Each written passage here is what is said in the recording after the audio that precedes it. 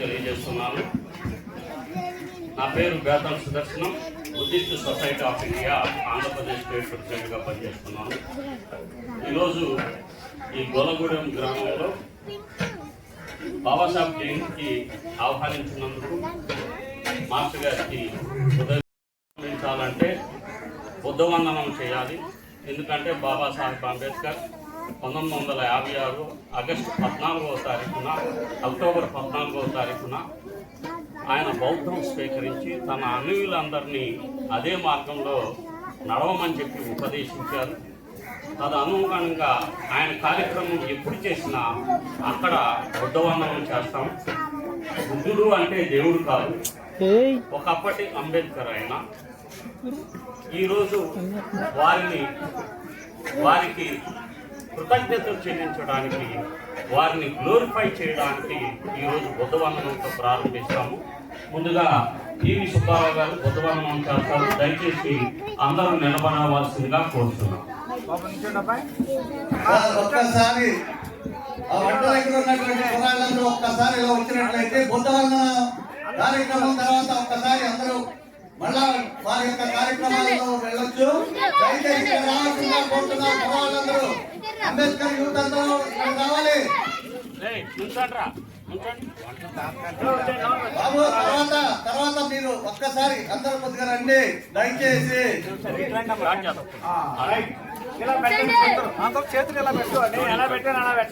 బుద్ధవందనాన్ని ఒక్కసారి స్వీకరించి మళ్ళా కానీ రావాలి. నేను చెప్పిన తర్వాత మీరు అందరూ చెప్పాలి. నమో తస్స భగవతో అర్హతో సమ్మా సంబుద్ధస్స నమో తస్స భగవతో అర్హతో సమ్మా సంబుద్ధస్స నమో తస్స భగవతో అర్హతో సమ్మా సంబుద్ధస్స. బుద్ధం చరణం గచ్ఛామి ధమ్మం చరణం గచ్ఛామి సంఘం చరణం గచ్ఛామి ద్వితీయాపి బుద్ధం చరణం గచ్ఛామి ద్వితీయాపి ధమ్మం చరణం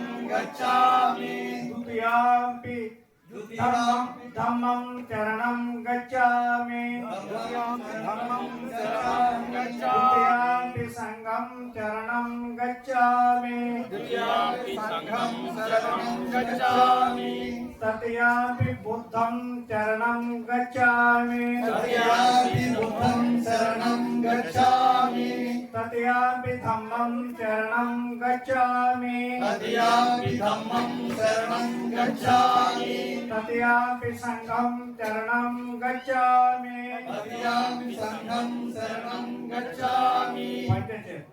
పాణాతిపాత వేరమణి శిఖాపదం సమాధియామి ఆదిన్నదాన వేరమణి శిఖాపదం సమాధియామి మూసావాద వేరమణి శిఖాపదం సమాధియామి కామేషు మిథ్యాచార వేరమణి శిఖాపదం సమాధియామి సురా మేరయ మచ్చ సమాగతాన వేరమణి శిఖాపదం సమాధియామి సాధు సాధు సాధు సాధు నమో బుద్ధాయ జై భీమ్. కండవల్లి. ఇప్పుడు మన మధ్య ఏలూరు జిల్లా అధ్యక్షులు కండవల్లి గిరి గారు ఉన్నారు. వారు తమ యొక్క సందేశాన్ని అందజేస్తారు.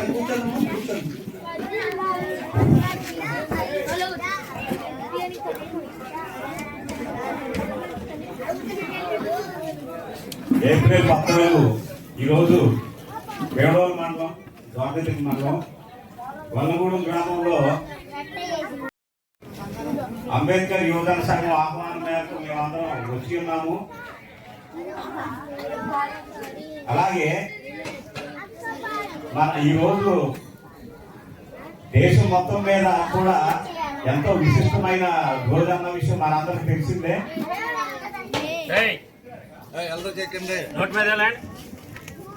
అందరం ఇక్కడ లేకపోయినా కానీ భక్తిలో ఇనేవాళ్ళు కూడా కొంచెం వెనకాలని ఆశిస్తున్నాం. సాధారణంగా మీటింగ్కి వచ్చేవాడు శ్రోతలు వచ్చిన తర్వాత అతిథులు వస్తారు. ఇక్కడ గెస్ట్లు వచ్చిన తర్వాత కూడా మీరు రావడంలో కొంత ఆలస్యం వ్యక్తం అవుతుంది.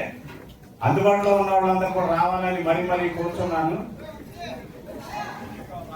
ఏప్రిల్ 14 దేశవ్యాప్తంగా ఎంతో విశిష్టమైన రోజు, ఎంతో ఒక పండగ లాంటి రోజు. కానీ ఇది కేవలం ఒక వర్గానికో ఒక కమ్యూనిటీకో పరిమితమైంది. ఈ విషయం మన అందరికీ తెలుసు. బాబాసాహెబ్ అంబేద్కర్ యొక్క 135వ జయంతి సందర్భంగా ఈ రోజున వల్లగూడెంలో మీరు ఏర్పాటు చేసినటువంటి ఈ సమావేశంలో మేము పాల్గొన్నాం. అలాగే ఆయన జీవితం గురించి, జీవిత విశేషాల గురించి, చేసిన పోరాటాల గురించి, ఆశయం గురించి కూడా మనం కొన్ని విషయాలు మీతో పాల్పంచుకుందాం అనుకుంటున్నాము. ఎందుకంటే సాధారణంగా బాబాసాహెబ్ అంబేద్కర్ ఏంటంటే మనకి రొటీన్ గా జరిగే విషయాలు, డీజేలో మ్యూజిక్, ర్యాలీలు, భోజనాలు ఇవన్నీ కూడా మామూలుగానే ఉంటాయి. వీటన్నిటికీ అతీతంగా ఈ సంవత్సరం ఆయన గురించి వచ్చిన వాళ్ళు ఒక కొత్త విషయం చెప్పారు. ఇది మా జీవితాలకి ఆయన జన్మ సార్థకతకు ఒక సంబంధం ఉందనే విషయాన్ని మనం ఒకసారి అర్థం చేసుకోవాలి. అది ప్రయత్నించాలి కూడా.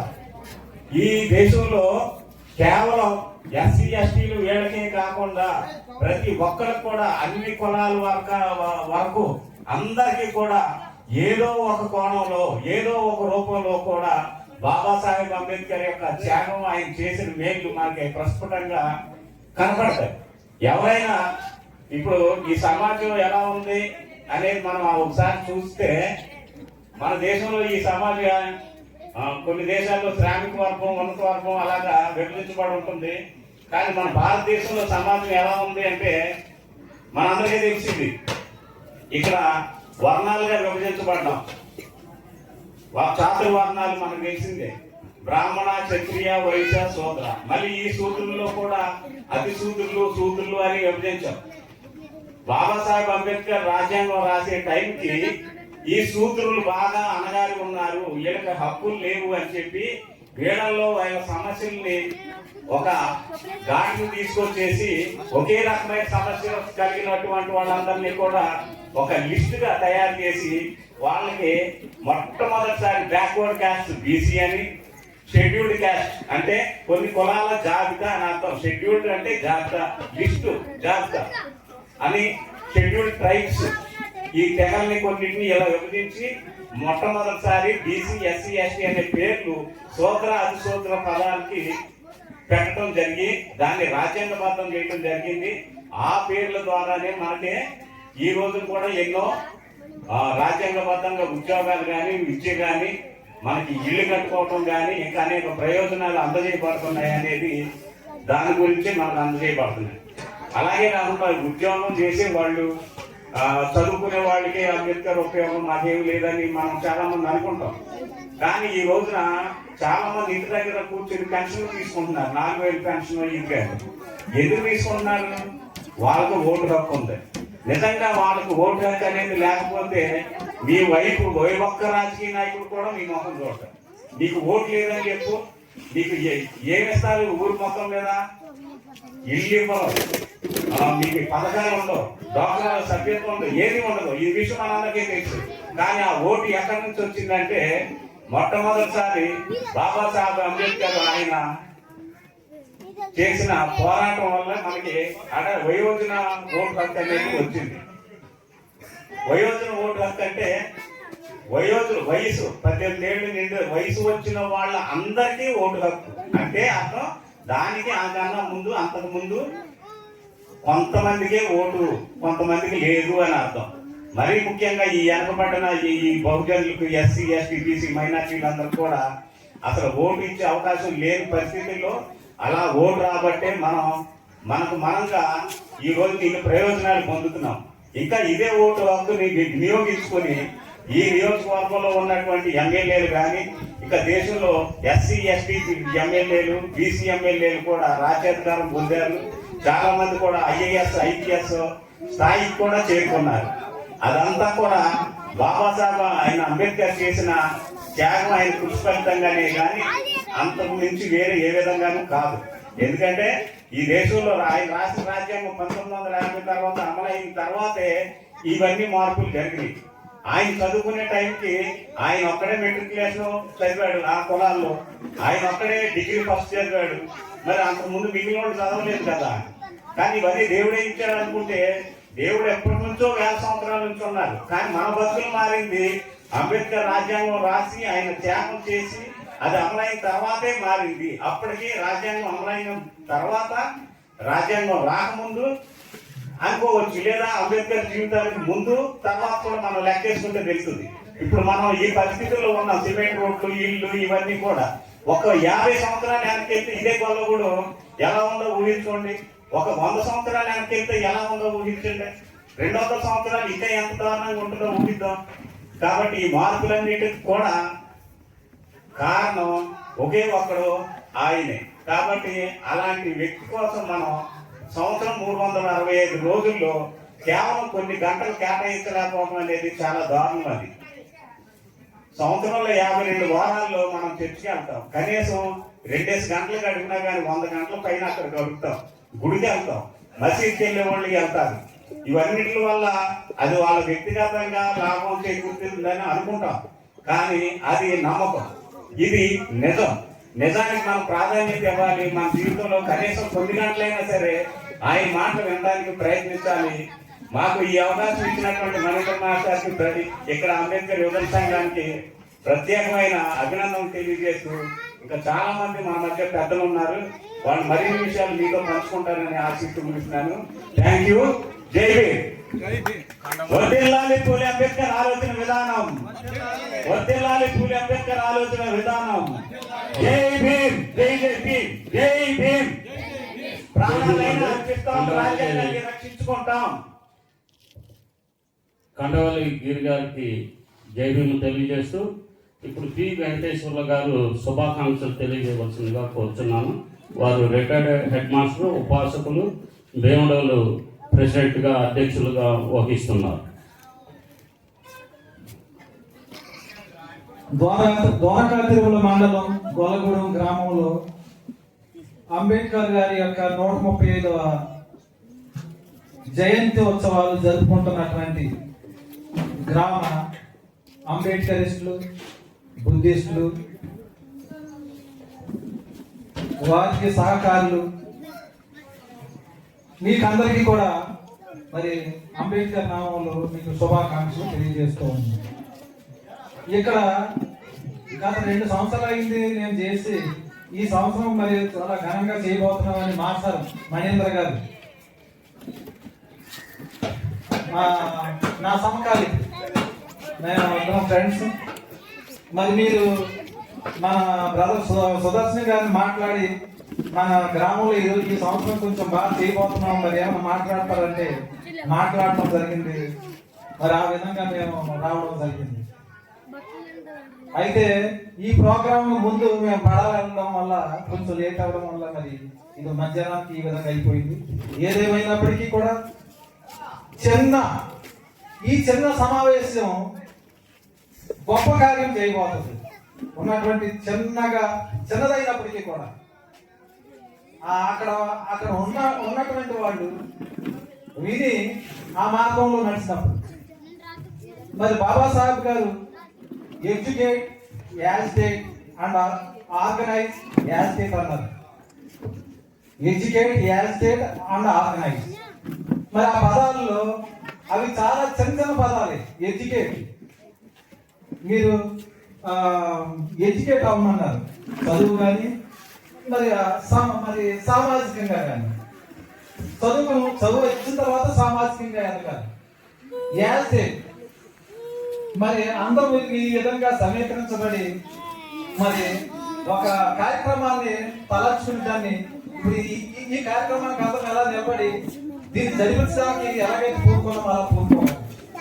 అండ్ ఆర్గనైజ్, మరి దాన్ని కొనసాగించాలి. మనం ఇక్కడతో ఈ చిన్నదిగా కదా అయిపోయిందని దీన్ని ఇలా వదిలేక ప్రతి విషయంలో ఏదైనా చిన్న విషయం పక్కోడికి ఏదైనా వస్తే మన అందరం ఏకమై ఆ బాధ సాధకాలం అనేది మనం ఒకసారి ఉన్నప్పుడు మన సమస్యలన్నీ కూడా తొలగిపోతాయి.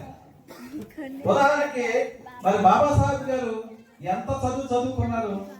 3 ఖండాల్లో తిరిగి ఆయన చదువుకుని వచ్చి మరి ఆనాడు ఉన్నటువంటి మరి పేష్వాల కాలంలో ఉన్నటువంటి పరిస్థితులకి మూతికి ముంత మరి ముడికి చీపుడి ఉన్నటువంటి పరిస్థితుల్లో మనకి నీళ్లు కూడా టచ్ చేయకుండా ఉన్నటువంటి పరిస్థితుల్లో ఆయన తన యొక్క విద్యాభివృద్ధితోటి ఆ చదువు యొక్క పవర్ తోటి ఆయన ఆ మహావిద్యలో ఒక దోషం నీళ్లు తాగడము, ఆయన దిగి ఒక దోషం నీళ్లు తాగితే మొత్తం మహిళలందరూ కూడా వెనక ఉన్నటువంటి మొత్తం జనాభా అప్పుడు వరకు చదువు చూడనటువంటి వాళ్ళందరూ కూడా దిగేటప్పటికి ఆత్మవిశ్వాసం. కనుక మనలో ఒక్కడు ఈవేళ మనేంద్ర మాస్టర్ లాంటి మన గ్రామం ఒక్క మాస్టర్ నిర్వహణ ఒక్క నిలబడితే మొత్తం గ్రామం అంతా నిలబడిపోతుంది. అయితే అన్ని ప్రాంతాల్లో ఇలా లేదు. ఈవేళ డీజేలతోటి, ఊరేగింపులతోటి, భోజనాలతోటి తప్ప వేరే అంటే భోజనాలు చేయడానికి తినాలి, తినకుండా ఏం చేస్తాం, తినాలి. కానీ ఇది ముఖ్యం. మనం డీజేలు లేక ఊరేగింపు ముందు మనం చేయవలసింది ఏం చేయాలి? ఎడ్యుకేట్ అవ్వాలి. ఏంటి ఎడ్యుకేట్ అవ్వాలి? మా పిల్లలు చదివించుకుంటున్నాం కదా, మాట్లాడుతున్నారు కదా. అలా రిటర్న్ అయిపోయిన తర్వాత కూడా నాకు తెలియలేదు ఈ ఎడ్యుకేట్ అంటే ఏంటో. ఎడ్యుకేట్ అంటే బాబాసాహెబ్ గారిని చదవటం. బాబాసాహెబ్ గారిని చదవటం అంటే ఏంటంటే క్వశ్చన్ వేయటం. క్వశ్చన్ వేయటం అంటే ఏంటో, నీ బాధకి కారణమైన వాడు నిలబెట్టడం. ఒకసారి ఆగు, నేను ఎందుకు ఇలా చేసావని అనేటువంటి శక్తిని పొందడం. అది ఎడ్యుకేట్ అంటే. దానికి నువ్వు సమీకరించు.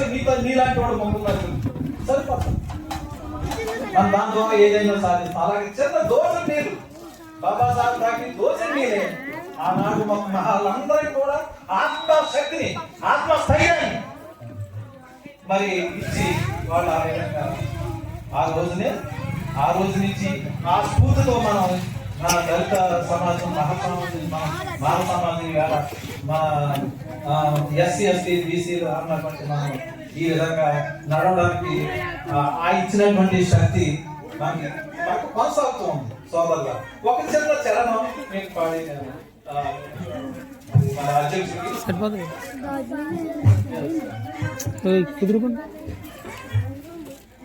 దళితుల తలరాత మార్చిన మహోన్నత మహనీయుడా, దళితుల తలరాత మార్చిన మహోన్నత మహనీయుడా,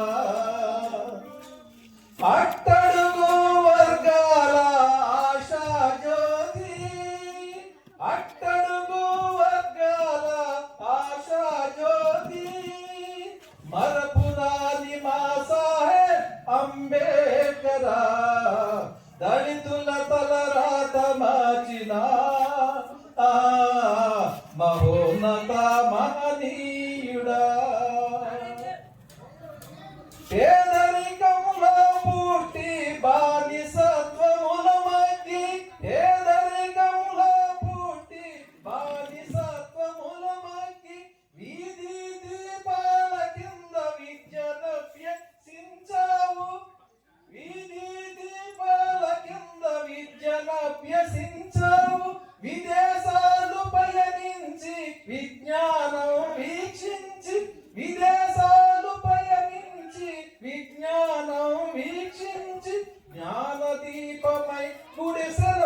వెలుగులు నింపావయ్య దళితుల తలరాత మార్చినా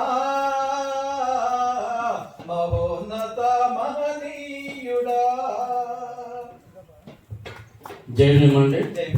ఇప్పుడు పెద్దలు లెక్కి వెంకన్న గారు, వెస్ట్ గోదావరి జిల్లా అధ్యక్షులు, ఉపాసకులు వారిని గ్రీటింగ్ చెప్పవలసిందిగా కోరుతున్నాను. మిత్రులారా, మనం ఈరోజు ఇక్కడ గొల్లగూడలో ఏ సందర్భంలో ఎందుకు అయ్యామనే సంగతి మీకు అందరికీ తెలిసిన విషయమే. మరి ఇక్కడ అందరూ చిన్నారులు మాత్రమే ఉన్నారు. కొద్దిగా 2-3 స్త్రీలు, తర్వాత ఒక 50 డజన్ మంది యూత్ ఉన్నారు. సో జనాభా ఎంత తక్కువ ఉన్నవారిలో చెప్పిన విషయాన్ని గ్రహించి అది 10 మందితో పంచుకుంటారనేటటువంటి భావన నాలో ఉంది. మీ ఇక్కడికి ఈ సమావేశానికి విచ్చేసినటువంటి మీకు అందరికీ స్వాగతం పలుకుతున్నాను. సో బాబాసాహెబ్ అంబేద్కర్ చెప్పినటువంటి 2 విషయాలను మీ ముందు ఉంచుతాను. ఆ విషయాలు నిజమా కాదా అనేది చర్చించుకుని దాన్ని ఒక నిర్ణయానికి రావాల్సింది. దాన్ని ఏ విధంగా ఉపయోగించుకోవాలి అనేటటువంటి దాన్ని మీరే నిర్ణయించుకోవాలనేది నా విన్నపం. ఒకటి, అంబేద్కర్ ఏమంటారంటే cultivation of mind should be the ultimate aim of human existence. Cultivation of mind should be the ultimate aim of human existence. What is meant by cultivation? మీరు వ్యవసాయాలు చూసుకుంటారు, అక్కడ పెద్దలు ఉన్నారు, ఇక్కడ యూత్ ఉన్నారు. What is cultivation? కల్టివేషన్ అంటే వ్యవసాయం చేయాలి. ఎందుకు చేస్తాం వ్యవసాయం? మంచి ఫలసాయం కావాలి. మంచి ఫలసాయం కావాలంటే పనికిరానటువంటి పిచ్చి మొక్కలన్నీ తీసివేయాలి. కష్టపడి రైతు కల్టివేషన్ చేస్తాడు. కల్టివేషన్ చేసి మంచి ఫలసాయాన్ని పొందడానికి కల్టివేషన్ చేస్తాడు. మరి అయితే నేను అంబేద్కర్ ఎందుకు అన్నాడు ఈ మాట అంటే, కల్టివేషన్ ఆఫ్ మైండ్. నీ మైండ్ని కల్టివేట్ చేసుకో. నీ మైండ్లో ఉన్నటువంటి చెడు ఆలోచనల్ని, నీ బానిసత్వపు ఆలోచనల్ని, నేను తక్కువ వాడిని అనేటటువంటి ఆలోచన నుంచి నువ్వు దేవుడు, దేవత, దెయ్యము అనే భ్రమణ నుండి బయటికి రావాలి. బయటికి వచ్చి నీ మైండ్ని కల్టివేట్ చేసుకుని నువ్వు ఉన్నతమైనటువంటి స్థితిలోకి ఎదగాలంటే కల్టివేషన్ ఆఫ్ మైండ్ అనేది చాలా మంచి విషయము. కాబట్టి మిత్రులారా, అక్కడ వంటశాలలో ఉండేవారు కూడా ఈ విషయాన్ని ఒకసారి వినండి. Cultivation of mind should be the ultimate aim of human existence. తర్వాత నా దగ్గర ఇక్కడ రిటైర్డ్ హెడ్ మాస్టర్స్ ఉన్నారు, ఆర్డినరీ హెడ్ టీచర్స్గా పనిచేసిన వారు ఉన్నారు. వాళ్ళందరితో ముందు నేను ఇంకొక విషయాన్ని అంబేద్కర్ చెప్పినటువంటిది చెబుతూ ఉన్నాను. Education is for the purpose of humanisation. Education is for humanisation. Humanisation అంటే మానవ విలువల్ని పెంపొందించేదిగా ఉండాలి హ్యూమనైజేషన్.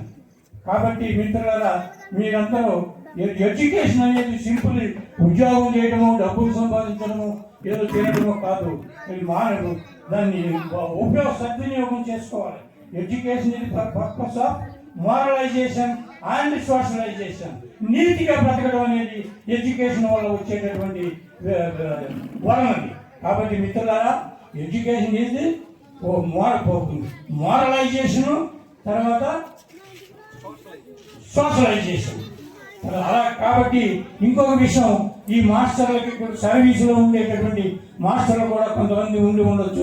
వారికి నేను ఇచ్చే సలహా ఏంటంటే, రాజ్యాంగం రాశారు బాబాసాహెబ్ అంబేద్కర్. రాజ్యాంగంలో వెనకబడపరిచినటువంటి వాళ్ళు మనంగా వెనకబడలేదు. వెనకబడేటట్లుగా తీర్చిదిద్దబడ్డాం. మనం ఎప్పుడు మనంగా వెనకబడలేదు. కాబట్టి ఈ వెనకబడిన వర్గాలు అనేది ఒక భ్రమ మాత్రమే. మనం ఎప్పుడు వెనకబడలేము. కాబట్టి మనం ఏం చేయాలంటే, వెనకబడిన వర్గాలు కానీ ఏదైనా కానీ మనం ఈ కల్టివేషన్ ఆఫ్ మైండ్ ద్వారానే ఈ వెనకబాటుతనాన్ని జయించాలి. కాబట్టి మిత్రులారా, ఈ సమావేశానికి వచ్చేసినటువంటి మీకు అందరికీ ధన్యవాదాలు తెలుస్తూ, మరి ఈ టీచర్స్గా పనిచేసినటువంటి మరి నిష్ఠాతులైనటువంటి మరి వీరికి అందరికీ నేను ఇచ్చే సూచన ఏంటంటే, కాన్స్టిట్యూషన్ ప్రతి 2వ తరగతి 3వ తరగతి 4వ తరగతి విద్యార్థుల పుస్తకాల్లో పీఠిక అనేది ఉంటుంది.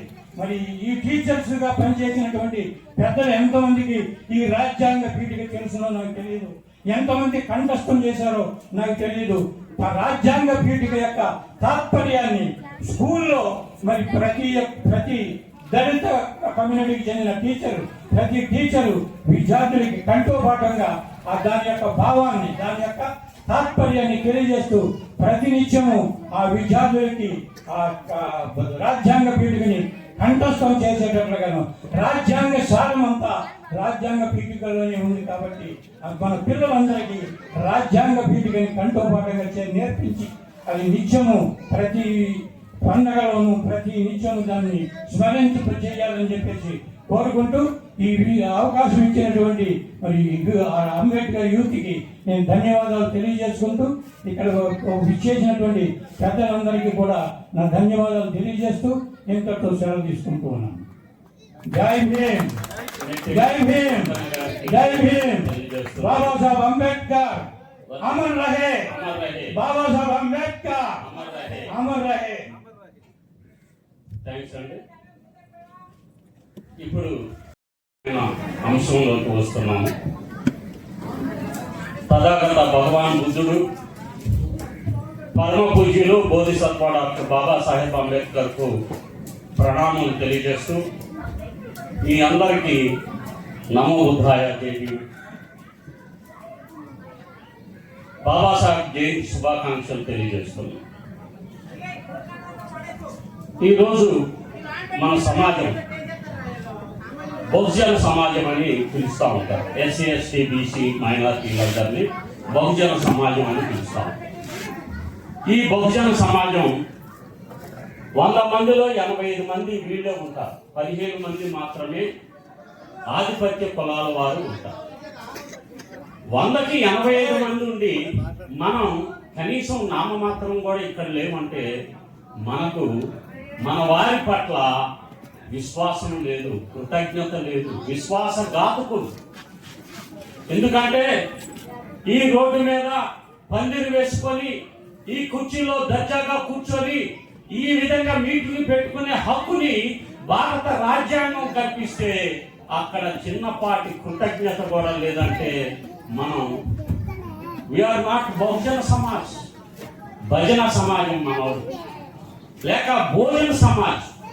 భోజనానికి మాత్రం వస్తారు, భజన చేసుకుంటూ వస్తారు, బాజా బంతులు మోగించుకుంటాకు వస్తారు, కానీ బహుజనుల్ని చైతన్యం చేయడానికి ఇక్కడికి రావడానికి ఇష్టపడరు. ఎందుకంటే కృతజ్ఞత లేని సమాజం ఏ విధంగా చైతన్యం పొందుతుంది?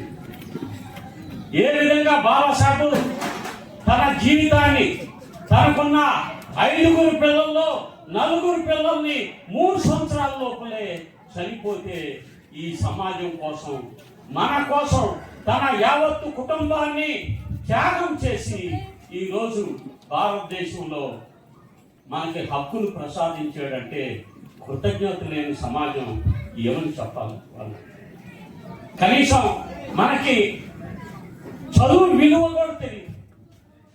Many of our people they are academically educated. చదువు పరంగా 1వ తరగతి 2వ తరగతి ఇలా చదువుతూ ఉంటారు. Socially our people not educated, ఇంకా ఇలిటరేట్స్ గానే ఉన్నారు. సామాజిక విద్య అంటే తెలియదు, సామాజిక అంశాల గురించి విలువ తెలియదు. మాకేమి ఇచ్చారు డాక్టర్ అంబేద్కర్ అని చాలా హేళనగా మాట్లాడతారు. ఆర్టికల్ 19 రాజ్యాంగంలో భావ ప్రకటన స్వేచ్ఛ, ఆర్టికల్ 19 దాని ప్రకారమే నేను ఈ విషయాలు మీతో మాట్లాడుతున్నాను. ఇదివరకు ఇలా మాట్లాడితే నన్ను కొట్టేవాళ్ళు, నన్ను చంపేవాళ్ళు, నన్ను తొక్కేసేవాళ్ళు. కానీ భారత రాజ్యాంగం నాకు మాట్లాడే హక్కుని ఇచ్చింది. ఆర్టికల్ 25 మత స్వేచ్ఛ హక్కు. నువ్వు నీకు నచ్చిన మతాన్ని నువ్వు ప్రచారం చేసుకోవచ్చు, విశ్వసించవచ్చు. కానీ బాబాసాహెబ్ని వీళ్ళే శత్రువులుగా చూస్తూ ఉంటారు. నీకు గౌరవాన్ని ఇచ్చినందుకు, నీ ప్రాణాలని నిలబెట్టినందుకు, నీకు ఓటు హక్కు ఇచ్చి నిన్ను ఒక రాజుగా నువ్వు నీ వాళ్ళని ఎన్నుకోవయ్యా అని చెప్తే నువ్వేం చేస్తున్నావు? నీ ఓటుని డబ్బుకు అమ్ముకుంటున్నావు. విలువ లేకుండా చేసుకుంటున్నావు. నువ్వు ఓటేసి నీ శత్రువులకి వాళ్ళతో నిన్ను చంపించుకుంటున్నావు. వారికి ఓటేయటం ఎందుకు? నువ్వు చంపించుకుంటున్నది. నీకు ఓటు ఎవరు చేయాలో తెలియదు. You don't know who is your enemy and who is your friend. ఎవరు శత్రువో ఎవరు మిత్రువో తెలియదు. గొర్రెల్లాగా వేసేస్తా ఉంటారు, గొర్రెల్లాగా వేసేస్తా ఉంటారు, బత్తాయిలాగా ప్రవర్తిస్తూ ఉంటారు. ఓటు ఎవరు చేయాలి? నీ కులమోడుగా, నీ యొక్క బాగోగులు చూసి నీ హక్కులను సంరక్షించేవాడుగా, నీ రాజ్యాంగ విలువలను పరిరక్షించే వారికి నువ్వు ఓటు వేయాలనుకుంటున్నావా? ఎవరికి వేయాలనుకుంటున్నావు నీ ఓటు?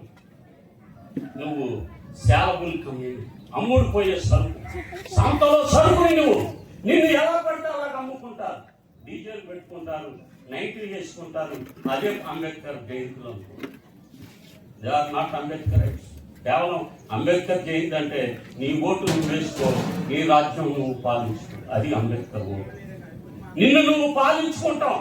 నువ్వు ముఖ్యమంత్రి కావడం, నువ్వు ప్రధానమంత్రి కావడం, నువ్వు సర్పంచ్ కావడం, నువ్వు ఎంపీటీసీ కావడం, అంతేగాని నువ్వు పాలితుడు అవ్వగాలని లేదు. బాబాసాహెబ్ అన్నారు చనిపోయేటప్పుడు, I want to see my people as rulers of this country. నా ప్రజలని పాలకులుగా చూడాలని నేను భావిస్తున్నాను. నువ్వెక్కడ ఎప్పుడు చిత్తంలోరా అని కింద కూర్చుంటా తలెత్తుకొని గర్వంగా ఈ దేశం నాది, నేను పరిపాలించు. ఎందుకంటే వీఆర్ బహుజనాస్, వీఆర్ మూల నివాసీస్ ఆఫ్ దిస్ కంట్రీ. ఈ దేశ భూమి పుత్రులం మనం. ఈ భూమి మనది, ఈ సంపద మనది. ఇది దోచుకుంటున్నారు ఇష్టం వచ్చినట్టు. దీనికి ముగింపు పలకాలంటే నీలో కృతజ్ఞత ఉండాలి. విశ్వాసఘాతకుడుగా నువ్వు జీవిస్తున్నావంటే, ఇంకా 135 సంవత్సరాల జయంతి వస్తున్నావంటే, ఆయన్ని గౌరవించడం తెలియలేదంటే నువ్వు ఏం మనిషివయ్యా? నీలో రక్త మాంసాలు ఉన్నాయా? అసలు నువ్వు ఎలా జీవించగలుగుతున్నావు బాబాసాహెబ్ లేకుండా? నువ్వు జీవిస్తున్నావంటే, నువ్వు గాలి పీలుస్తున్నావంటే, నువ్వు ఈ నేల మీద బతుకున్నావంటే దానికి కారణం బాబాసాహెబ్ అని నీకు స్పష్టంగా తెలియదా? నయవంచనతో బతుకుతున్నావా? బాబాసాహెబ్ విలువ తెలియదా నీకు? తెలుసు కూడా. నువ్వు ఇంట్లో కూర్చొని మూలుగుతున్నావు. నీ హక్కుల గురించి నువ్వు గొర్రెలా బతకాలని అనుకుంటున్నావు. నీకు 28 సంక్షేమ స్కీములు రాజ్యాంగబద్ధమైనవి ప్రభుత్వాలను నాశనం చేసి రద్దు చేసిన వారికే స్తోత్రాలు స్తుతులు చెల్లిస్తా ఉంటాం. మొత్తం దళిత క్రైస్తవుల మీద దాడులు జరుగుతుంటే స్పందించలేని నీచత్వానికి గురైన ప్రజలు ఏం తిరుగుబాటు చేయగలుగుతారు? మూలాలు తెలుసుకోండి. మీ మూలాలు ఎక్కడ ఉన్నాయో తెలుసుకోండి. మీ మూలాలు ఎక్కడ ఉంటాయంటే బుద్ధుల్లో ఉంటాయి. బుద్ధుడేం దేవుడు కాదు. మహాత్మా జ్యోతిరావు పూలేలో ఉంటాయి, బాబాసాహెబ్లో ఉంటాయి, మీ తండ్రి ముత్తాతల్లో ఉంటాయి, మనలో ఉంటాయి మీ మూలాలు. మీ మూలాలు రాముల్లోను, కృష్ణుల్లోను, యేసయ్యలోను ఎక్కడా ఉండవు. మీ మూలాలు మీరు మాలా వాళ్ళైతే మాలలో ఉంటుంది. మీరు ఏ కులానికి చెందినారో వాళ్ళలో ఉంటాయి మీకు మీ మూలాలు. మీ మూలాలు మర్చిన వాళ్ళు, చరిత్రను మర్చిన వారు చరిత్రను సృష్టించలేరని బాబాసాహెబ్ చెప్పారు. నీ మూలాలు ఏంటో నీకు తెలియదు. నువ్వు ఎక్కడి నుంచి పుట్టావో నీకు తెలియదు. నువ్వు ఎవరిని కీర్తించాలి, ఎవరి ఫోటో ఉండాలి ఇంట్లో, ఎవరితో ఉంది నీకు? మీ ఇంట్లో మీ ఫోటో, బాబాసాహెబ్ ఫోటో ఉందా మీ దగ్గర? బాబాసాహెబ్ ఫోటో మీ సెల్ ఫోన్ లో ఉందా? బాబాసాహెబ్ని గణపరుస్తున్నావా, అవమానపరుస్తున్నావా? నువ్వే అవమానపరుస్తుంటే, నువ్వే గణపరచకపోతే, నీ ఇంట్లోనే బాబాసాహెబ్ లేకపోతే నువ్వు మనిషిగా అది ఎలా చెప్పుకుంటావు? ఈ రోజు బాబాసాహెబ్ జయంతిని ఆలోచించండి. అన్నం తింటున్నాం, రోజు జంతువులు అనేకమైనవి తింటాం, కానీ మనకులో వాటికి తేడా. విచక్షణా జ్ఞానం చాలా. మనం మనుషులైతే, నీతిమంతులం అయితే, విశ్వాసం కలిగిన వాళ్ళం అయితే, కృతజ్ఞంగా కలిగిన వాళ్ళం అయితే బాబాసాహెబ్ దగ్గర రండి. బాబాసాహెబ్ మీకు విమోచన కలిగిస్తాడు, రక్షణ ఇస్తాడు, బాబాసాహెబ్ రాజ్యాధికారం ఇస్తాడు. దాన్ని కొనసాగించడానికి మనందరం కూడా ఈరోజు సమాయత్తం కావాలి. నేను ఇంకా చాలా ప్లేసెస్ వెళ్ళాలి కాబట్టి నేను ఇందులో ముగిస్తున్నాను. ఇంకా సరిపోతే ఎక్కువ డోసు ఇవ్వలేదు. ఇంతటితో నమో బుద్ధాయ జై భీమ్, జై మూల శ్రీ జై భారత్.